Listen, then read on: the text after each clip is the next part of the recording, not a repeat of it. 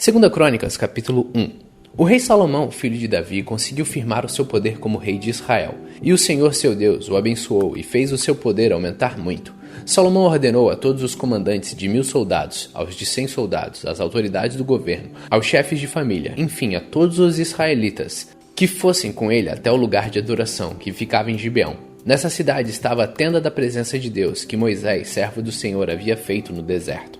A Arca da Aliança estava em Jerusalém, numa barraca que Davi tinha armado quando havia levado a Arca de Kiriat Jearim para Jerusalém.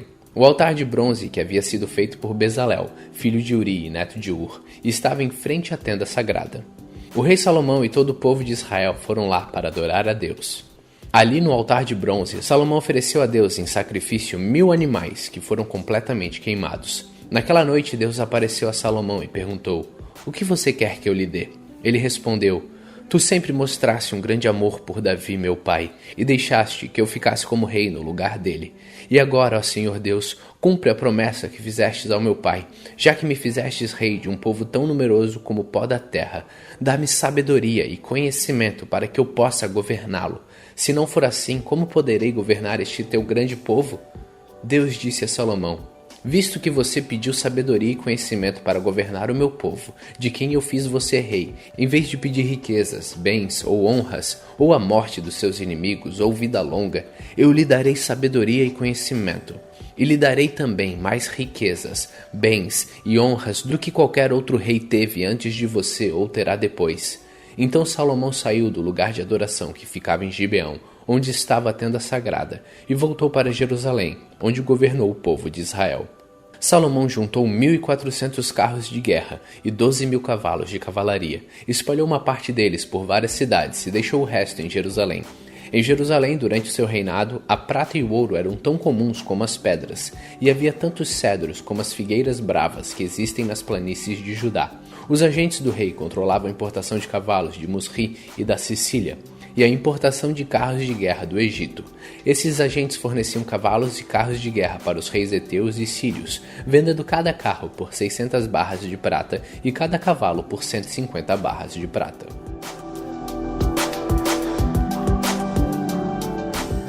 Segunda Crônicas, capítulo 2. O rei Salomão resolveu construir um templo para a adoração de Deus, o Senhor, e também um palácio para si mesmo. Alistou 70.000 homens para carregarem o material e 80.000 para cortarem pedras nas montanhas, e colocou 3.600 chefes para dirigirem o trabalho. Depois mandou a Irão, o rei de Tiro, a seguinte mensagem: "Você vendeu ao meu pai, o rei Davi, cedros para que ele construísse o seu palácio. Agora faça o mesmo comigo. Estou pronto para construir um templo onde o Senhor meu Deus será adorado. Será um lugar santo onde queimaremos incenso cheiroso em adoração a Deus e lhe apresentaremos sempre os pães sagrados. Todas as manhãs e todas as tardes ofereceremos em sacrifícios animais que serão completamente queimados. Faremos a mesma coisa nos sábados, na festa de Lua Nova e nas outras festas em honra do Senhor nosso Deus. É nossa obrigação fazer isso para sempre. Vou construir um templo enorme, pois o nosso Deus é maior do que todos os outros deuses. Mas se Deus não cabe nem mesmo no céu, que é tão grande, quem pode construir um templo para ele? E quem sou eu para levantar um templo digno de Deus, a não ser que seja um lugar onde se queime incenso em honra dele? Portanto, mande-me um homem que saiba trabalhar em ouro, prata, bronze e ferro, que saiba fazer tecidos de fios de lã púrpura, vermelha e azul, e que saiba entalhar madeira. Ele trabalhará em Judá e em Jerusalém com os seus artesãos que foram contratados por Davi, o meu pai.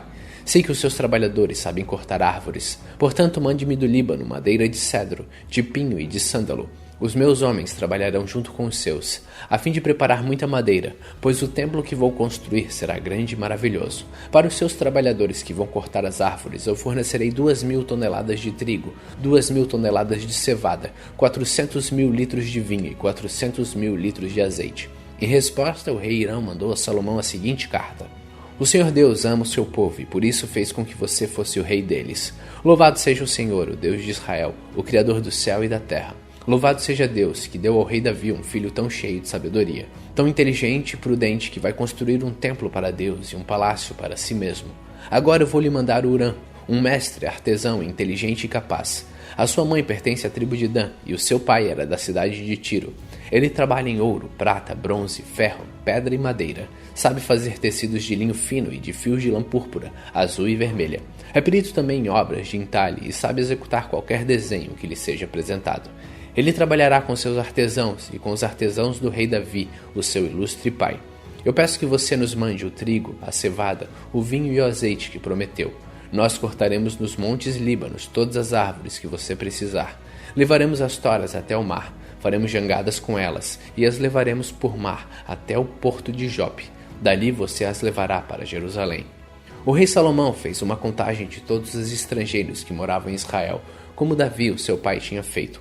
Havia no país 153.600 estrangeiros. Salomão separou 70.000 deles para carregarem o material, 80.000 para cortarem as pedras das montanhas e 3.600 como chefes para dirigirem o trabalho.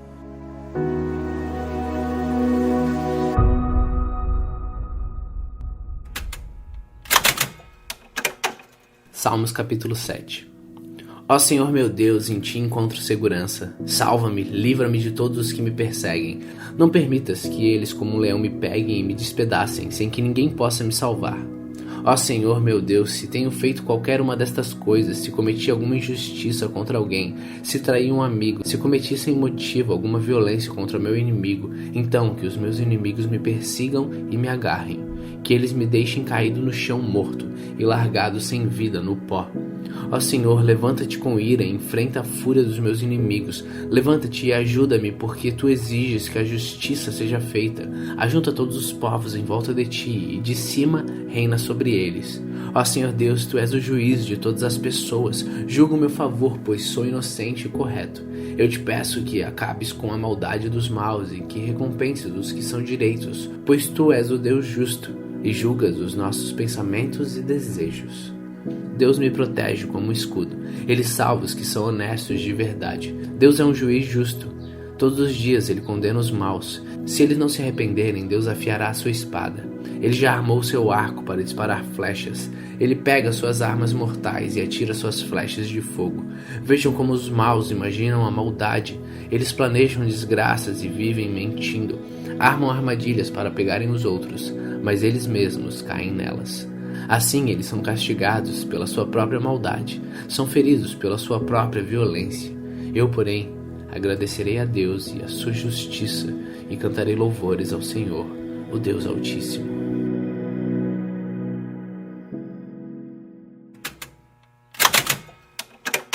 Mateus capítulo 12. Poucos dias depois, no sábado, Jesus estava atravessando uma plantação de trigo. Os seus discípulos estavam com fome, e por isso começaram a colher espigas e comer grãos de trigo. Quando alguns fariseus viram aquilo, disseram a Jesus: Veja, os seus discípulos estão fazendo uma coisa que a nossa lei proíbe de fazer no sábado. Então Jesus respondeu: Vocês não leram o que Davi fez? Quando ele e os seus companheiros estavam com fome, Davi entrou na casa de Deus, e ele e os seus companheiros comeram os pães oferecidos a Deus.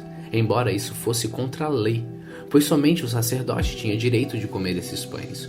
Ou vocês não leram na lei de Moisés que nos sábados os sacerdotes quebram a lei no templo e não são culpados? Eu afirmo a vocês que o que está aqui é mais importante do que o templo. Se vocês soubessem o que as escrituras sagradas querem dizer quando afirmam: Eu quero que as pessoas sejam bondosas, e não que me ofereçam sacrifícios de animais, vocês não condenariam os que não têm culpa, pois o Filho do Homem tem autoridade sobre o sábado. Jesus saiu dali e foi para uma sinagoga. Estava ali um homem que tinha uma das mãos aleijada. Então algumas pessoas que queriam acusar Jesus de desobedecer à lei lhe perguntaram: É contra a nossa lei curar no sábado? Jesus respondeu: Se um de vocês tiver uma ovelha e no sábado ela cair num buraco, será que ele não vai fazer de tudo para tirá-la dali? Pois uma pessoa vale muito mais do que uma ovelha. Portanto, a nossa lei permite ajudar os outros no sábado. E disse para o homem: Estenda a mão. Ele estendeu e ela sarou e ficou igual à outra. Então os fariseus estavam ali, saíram e começaram a fazer planos para matar Jesus. Quando Jesus soube disso, foi embora dali e muita gente seguiu. Ele curou todos os que estavam doentes e mandou que não contassem nada a ninguém a respeito dele. Isso aconteceu para se cumprir o que o profeta Isaías tinha dito.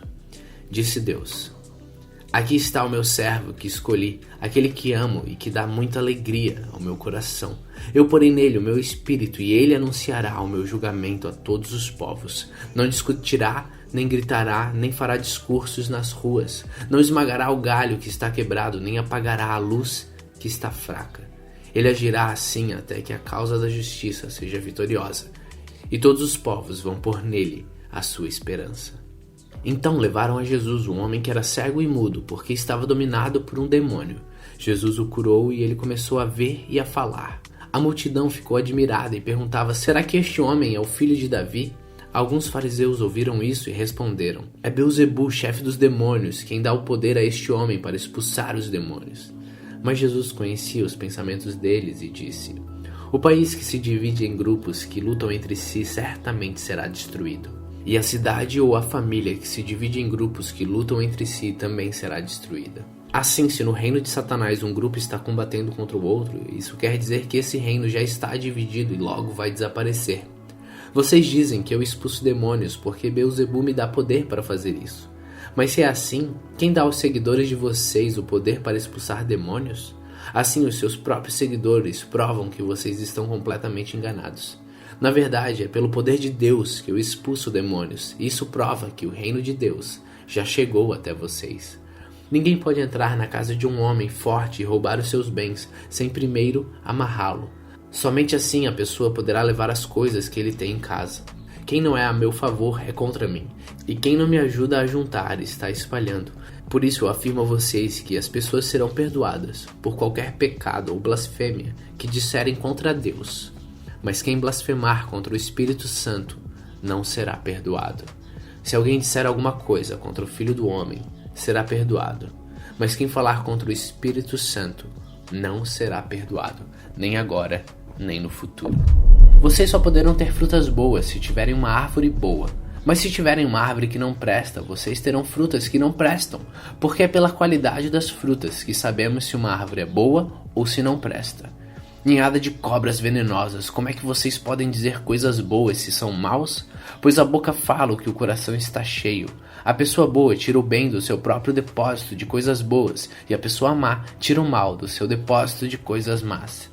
Eu afirmo a vocês que no dia do juízo cada pessoa vai prestar contas de toda a palavra inútil que falou, porque as suas palavras vão servir para julgar se você é inocente ou culpado. Então alguns mestres da lei e alguns fariseus disseram a Jesus: Mestre, queremos ver o Senhor fazer um milagre. Jesus respondeu: Como as pessoas de hoje são más e sem fé, vocês estão me pedindo que eu faça um milagre, mas o milagre do profeta Jonas é o único sinal que lhe será dado. Porque assim como Jonas ficou 3 dias e 3 noites dentro de um grande peixe, assim também o Filho do Homem ficará 3 dias e 3 noites no fundo da terra. No dia do juízo, o povo de Nínive vai se levantar e acusar vocês, pois eles se arrependeram dos seus pecados quando ouviram a pregação de Jonas. E eu afirmo que o que está aqui é mais importante do que Jonas. No dia do juízo, a rainha de Sabá vai se levantar e acusar vocês, pois ela veio de muito longe para ouvir os sábios ensinamentos de Salomão. E eu afirmo que o que está aqui é mais importante do que Salomão. Jesus continuou: Quando um espírito mau sai de alguém, anda por lugares sem água, procurando onde descansar, mas não encontra. Então disse: Vou voltar para minha casa de onde saí. Aí volta e encontra a casa vazia, limpa e arrumada. Depois sai e vai buscar outros 7 espíritos piores ainda, e todos ficam morando ali. Assim a situação daquela pessoa fica pior do que antes, e isso também acontecerá com esta gente má de hoje. Quando Jesus ainda estava falando ao povo, a mãe e os irmãos dele chegaram. Ficaram do lado de fora e pediram para falar com ele. Então alguém disse a Jesus: Escute, a sua mãe e seus irmãos estão lá fora e querem falar com o Senhor. Jesus respondeu: Quem é a minha mãe e quem são os meus irmãos? Então apontou para os seus discípulos e disse: Vejam, aqui estão a minha mãe e os meus irmãos, pois quem faz a vontade do meu Pai que está no céu é o meu irmão, minha irmã e minha mãe.